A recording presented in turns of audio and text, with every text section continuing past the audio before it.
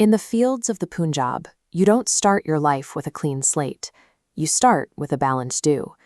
There are no guards or barbed wire here, but the thick, wet mud under your feet is as restrictive as any cell wall, all because of a loan you didn't sign for. This is the daily reality for Ali, a 14-year-old boy. His day begins at 4:30 in the morning, waking up to the smell of wood smoke and the gritty taste of dust that never seems to leave his throat. For the next 12 hours, Ali will squat in the heat, mixing clay, packing it into wooden molds, and turning out unbaked bricks. Each one weighs about 3 kilograms. He will move hundreds of them by hand before the sun finally sets. He has never sat in a classroom, and he will never receive a paycheck for this work. Every brick he makes is simply another minute spent trying to work off a debt he inherited from his parents. In this system, human potential is directly traded for a daily quota of mud bricks.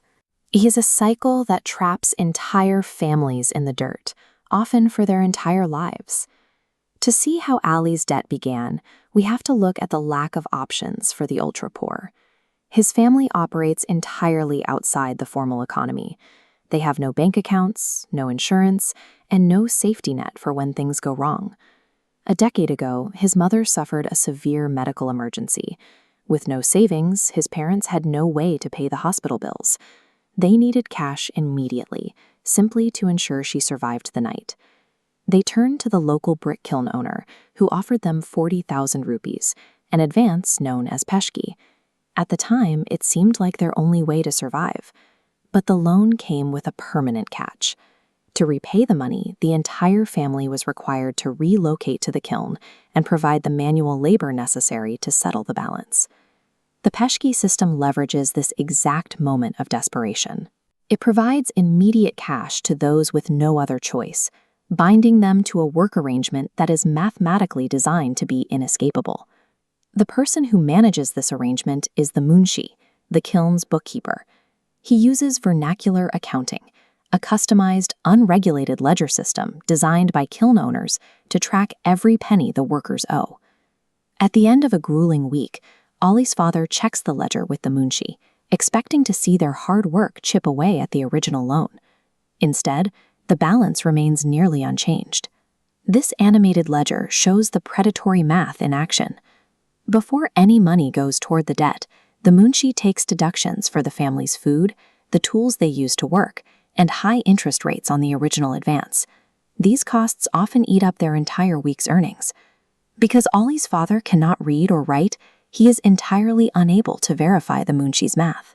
He has no choice but to accept that the balance owed is either staying the same or getting larger. The rows of drying bricks are the physical evidence of the family's effort, but the munshi's ledger is the actual boundary of their lives. This vernacular accounting system ensures that as long as the family needs to eat and sleep, they will never stop owing. There is a hidden loophole in this accounting system. If you look at the kiln's books, you won't find Ali or his mother recorded anywhere. The contract is only with the male head of the household. This turns the wife and children into invisible labor.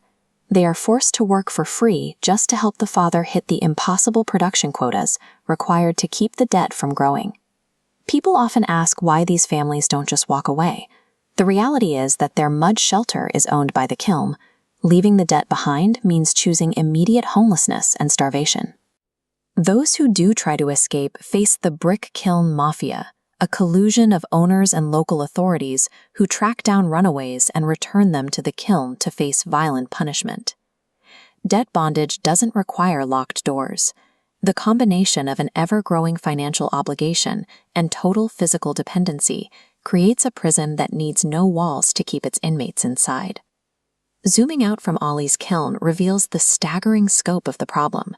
Across Pakistan's brick belt, more than 500,000 children are estimated to be trapped in this exact same cycle of labor and debt. Despite the Bonded Labor System Abolition Act of 1992 outlining debt bondage on paper, this report shows implementation is almost non-existent. These laws are rendered useless by entrenched feudal power structures, where kiln inspectors often have close ties to the owners profiting from the system. Much of the region's infrastructure is built on this foundation. The millions of bricks produced every year result from an unregulated, intergenerational system of slavery. There is hope in local activists and NGOs. These groups visit kilns to inform laborers of their legal rights and document abuses for international bodies. It's important to note that Ali isn't one specific person. He is a composite character, built from the documented accounts of thousands of real workers and the researchers who study them. His story represents a very real suffering shared by hundreds of thousands. By paying attention to the mechanics of this system, we can help ensure that no more children inherit a debt instead of a dream.